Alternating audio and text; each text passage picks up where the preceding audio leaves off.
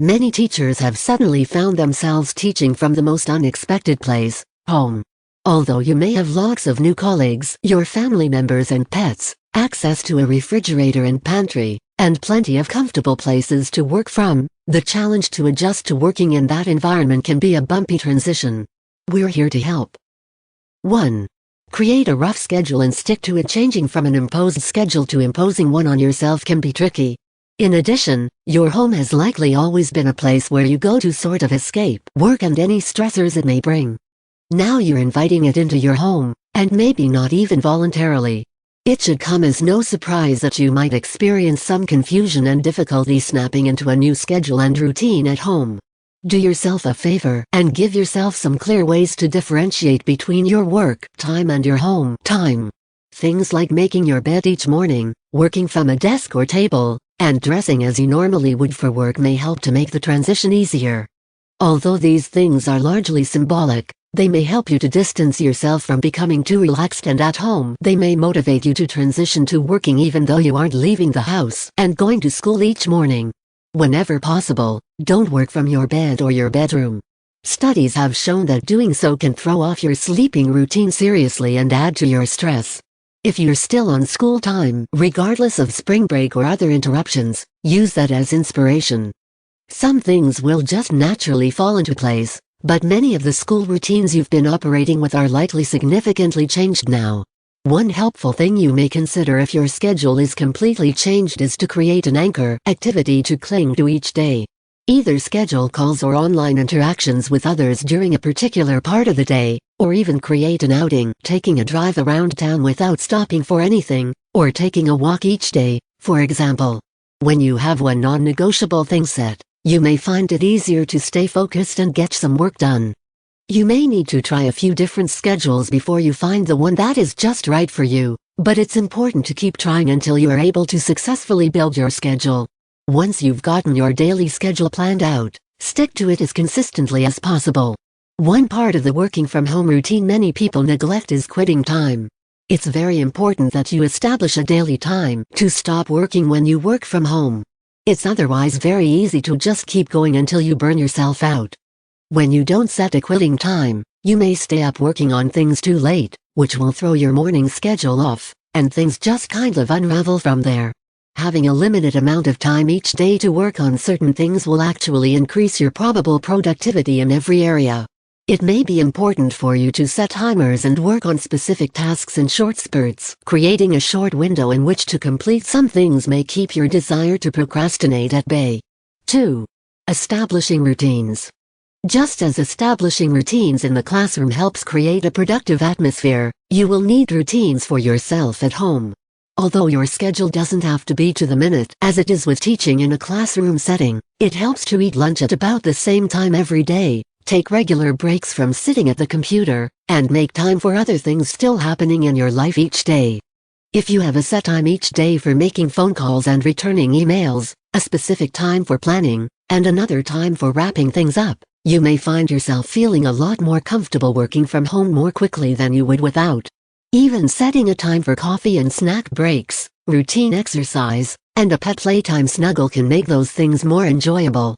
You don't have to schedule every single thing, but when you're used to not even getting the opportunity to go to the bathroom, you may feel lost without some self-imposed restrictions. Don't just set times to begin things. Use timers to create limits for yourself, especially in the beginning. Once you've gotten your routines down, you may not need that much help. Another important way that routines can help is with organization.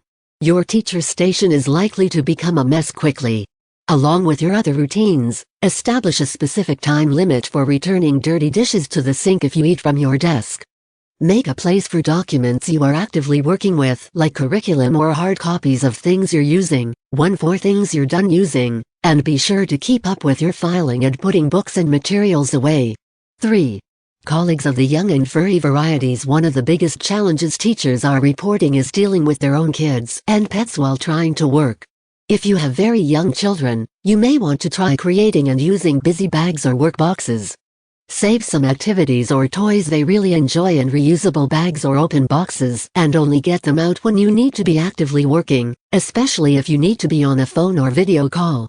If you have little ones who nap and adhere to a good schedule, you can work around their awake and most active hours. Many things can be done while they are asleep. If your kids are older, school-aged, make your work time coincide with theirs. You may need a few days to help them get established in their own classwork and routine, but once you've gotten them through that, tell them you've made a time that you all really need to work independently. Whenever possible, have them do all they can without you. Create a time in your schedule specifically for answering questions and helping them with things they could not do independently. This may help them relax into the schedule and routine as well. Before you participate in video or phone calls, talk to your kids and lay out some ground rules for communicating with you at appropriate times. You might even practice with them. For early childhood teachers, it may be most useful to explain that what you need from them is similar to what they would do if their class was working during reading groups or some other groups. For those times when you need to be working but not actively involved in a video or phone chat, consider using earplugs to take the edge off of the household noises. Sometimes kids and pets just need to let off some steam and get loud, but you still have things to do. Pets are sometimes thrilled that we are home to hang out with them, but they may need more attention than you've planned to devote solely to them. Consider structuring times for walks or playtimes so they can get the attention they crave as well, which will hopefully keep them from trying to participate in any meetings you may have online or on the phone. It's not necessarily unprofessional to have your pets and children about during meetings, as we all know we're all at home and have lots of additional guests in each house that may yearn for some screen time. Many students will enjoy spending time with pets and seeing some of your family. However, whenever possible, set up cameras to show an empty wall or uncluttered area behind you since clutter and family traffic can be distracting. Include pets and children intentionally, but try to limit too many disturbances. Also remember that if your camera is facing an empty wall near you, there is less chance of accidental nudity bombs by family members, especially early in the morning or late in the evening. 4.